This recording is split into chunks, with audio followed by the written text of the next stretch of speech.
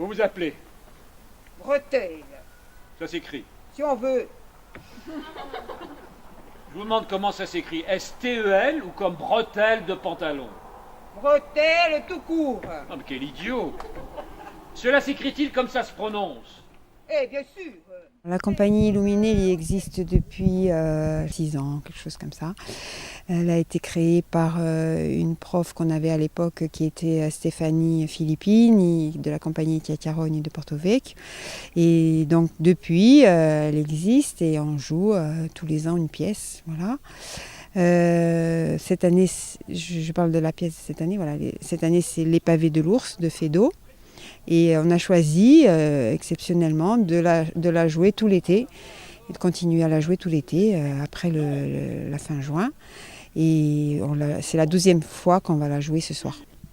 Alors comment ça se passe, on va dire, de septembre à la fin de l'année? Vous répétez tout au long de l'année? Oui, alors on se voit une fois par semaine au début, et puis à partir d'avril, même mars, on s'est vu 2 fois, et les derniers temps, avant la première, on se voit presque tous les soirs, enfin voilà. Pendant à peu près une semaine ou 10 jours, c'est tous les soirs. Et après, comme on l'a joué tout l'été, ben voilà, on répétait une fois avant chaque spectacle seulement. Et au printemps, vous faites aussi un festival de théâtre? Alors, ce n'est pas au printemps, c'est à l'automne, puisque c'est du 13 au 15 octobre. Il y aura un petit festival de théâtre comme l'année dernière, et avec donc différentes pièces, avec des troupes qui viennent de Porto Vecchio, d'Ajaccio, de Bastia, des troupes de Bologne évidemment, et dont nous. Il demandait 20 € pour un poulet qui est mort de chat depuis une semaine. Et 25 € pour une espèce de gâteau de viande qu'il appelait de la pâtée. Eh bien, Et alors, tu m'as recommandé d'être économe.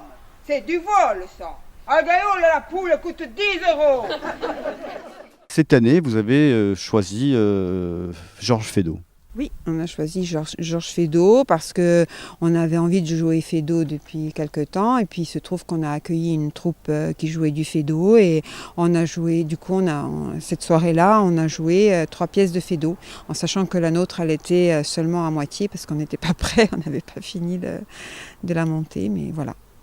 Et pourquoi avoir choisi d'adapter Les pavés de l'ours? Parce que c'est une des rares pièces où il y a 4 personnages. Comme on est 4, il a fallu trouver une pièce avec 4 personnages, et on a trouvé celle-là. Quelle est l'histoire de cette comédie? Alors c'est un domestique qui met toujours les pieds dans le plat. Il veut bien faire, bien tout faire pour son maître, mais à chaque fois il fait une bêtise, quoi. C'est un peu comme le pavé de l'ours de La Fontaine.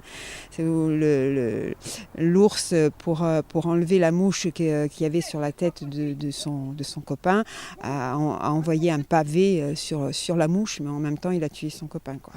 Quelle est la distribution? Alors la distribution, il y a Lucien qui est Alain Codaccione, Dora qui est Agnès Fauvet, Madame Prévalon qui est Annie Alfred, et donc le Bretelle qui est le domestique, c'est moi-même, Marie-Élise Luigi. Donc.